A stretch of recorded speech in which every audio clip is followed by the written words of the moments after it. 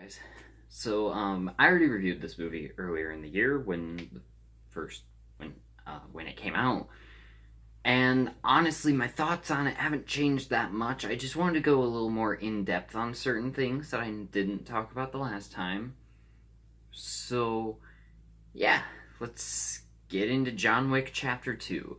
So John Wick Chapter 2, of course, picks up pretty much immediately after the ending of the first movie. And what happens is John, his mission is complete, but then an old buddy of his comes to him and he presents him with this thing called a marker, which basically is like this deal like, hey, if I ever need you for a favor, you can't say no.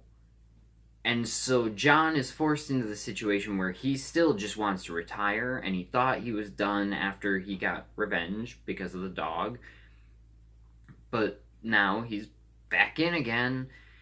And then the movie takes an interesting turn that I was not expecting, is that he finishes his mission pretty early in the movie.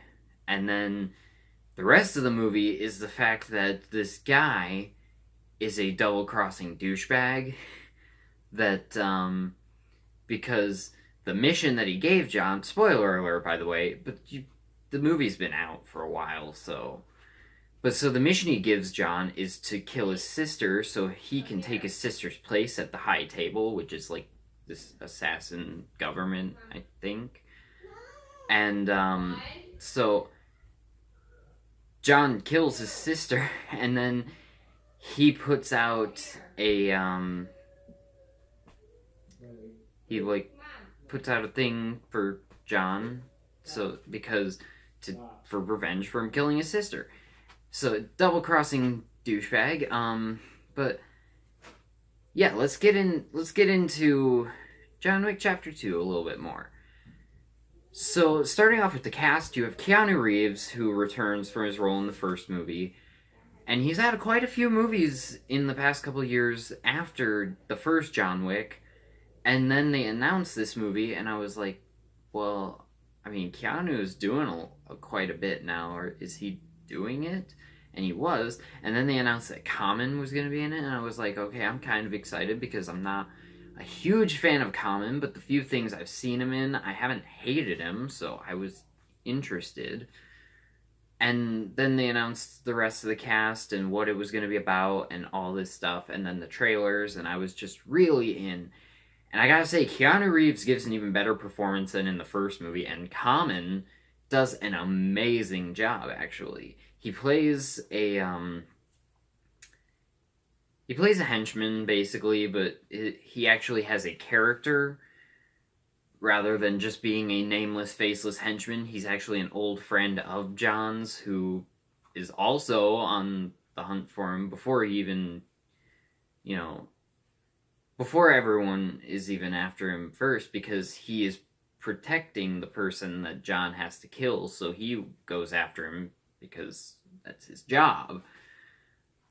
I honestly have a new appreciation for the action sequences and choreography in this movie after watching it like 2 or 3 times, just really getting as familiar with it as I am with the first John Wick, which I have actually only seen like 3 or 4 times.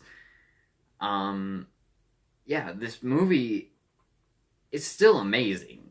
The action sequences are incredible. The choreography is great. It's so well put together, and just, it's something that even if you don't like the story of the movie, you gotta appreciate the choreography of these action sequences.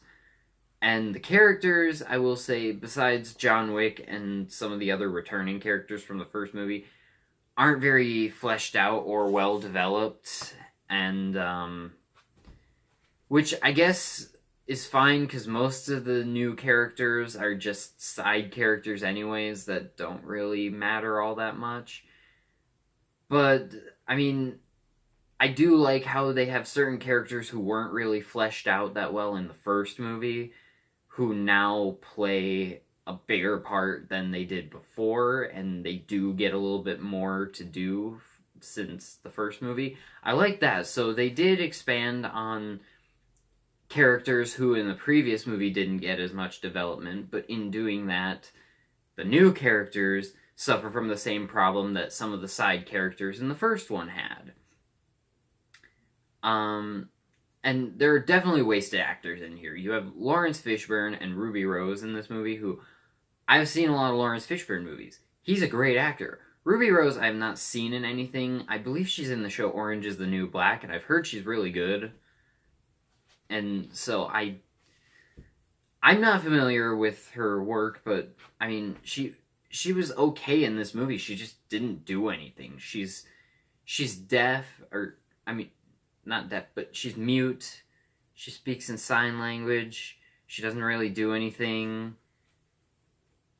I don't even think she dies at the end of the movie, though, so I mean, she could come back in Chapter 3, but I mean, honestly, she just didn't do anything. Except one pretty good moment where, I don't remember the exact conversation, but she's like, says something in sign language, and like the phrase is like something, but it ends with 1, and then instead of doing the sign for the number 1, she just flips John Wick off. I thought that was a pretty funny moment, but I mean, it doesn't make the character better, it's just a funny moment. But the writing is pretty good, the direction is amazing, which is great because, you know, you had Chad Stahelski and David Leitch directed the first movie together, and then they announced that in this one, it was only going to be Chad Stahelski directing. And so at first I was a little worried, like, is it going to feel different because you only have one half of the team from the first movie doing it. And luckily, it didn't really feel different at all. It still had the same style and direction style that the first one had. And honestly, I don't think... And this isn't to say anything bad about David Leitch. I think David Leitch is a great director. Just seeing what I have of Atomic Blonde and the little short for Deadpool 2, he seems like he's going to be doing a pretty good job at directing both of those. And I think he's a good director. I just don't think he was really missed all that much with this one. And there are definitely some great tense moments. There's some great tense moments in this movie. Same with the first movie. The first movie had some really tense moments. This one had some really tense moments. And there's a specific scene, it's like the last scene in the movie, and it's one of the most tense scenes in the movie. In the theater, I could feel like my heart starting to beat a little bit faster during the scene, and just actually feeling afraid for the character John Wick. So, yeah, that's pretty great. Can't wait for Chapter 3. That's all I gotta say. I hope they don't rush it. I mean, it took them 3 years in between the first one to do the second one. And I guess I was kind of lucky there because I didn't really discover the first John Wick until, like, last year. I mean, I had heard about it, but I never actually went out of my way to check it out until last year. So I had the benefit of the fact that I didn't have to wait 3 years for John Wick Chapter 2, because I hadn't seen John Wick until last year, so I only had to wait a little under a year for it. But this time, I've seen both movies I saw the first one last year, and then I saw the second one when it came out. So now, I'm put in that horrible position of the fact that now I have to wait for Chapter 3. But, this is still a very well done action movie. I definitely have a little bit more... I still have a couple more flaws with it than I did when I first saw it, but that always happens when you talk about a movie based on just first seeing it in the theater and then moving on to seeing it again and actually having more viewings to analyze it on. But I still think it's a great movie. I still think I'm putting it at number 3 on my list of favorite action movies, which places it right underneath the first one, which again is right underneath Terminator 2.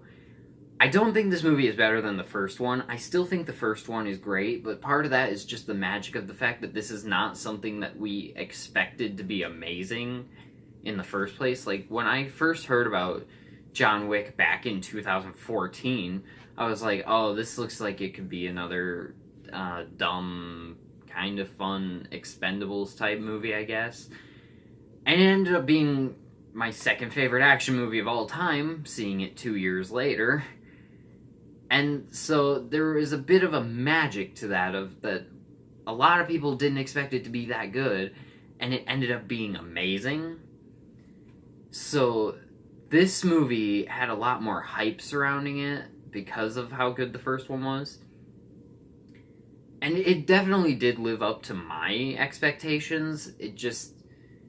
I kind of wish it was a little bit better than the first one. As it stands, I do think this is an amazing movie, and I definitely think it is as good as the first one. I just wanted it to be better. And hopefully, because, they're planning, obviously, a trilogy, and they're probably going to close the story off after the third one. And so far, these movies are 2 for 2. So if we get a pretty great third one as well, the John Wick trilogy could be like up there with the Planet of the Apes trilogy, the Spider-Man trilogy, the original Star Wars trilogy, as one of the best trilogies out there. And I am still going to give this movie an A+.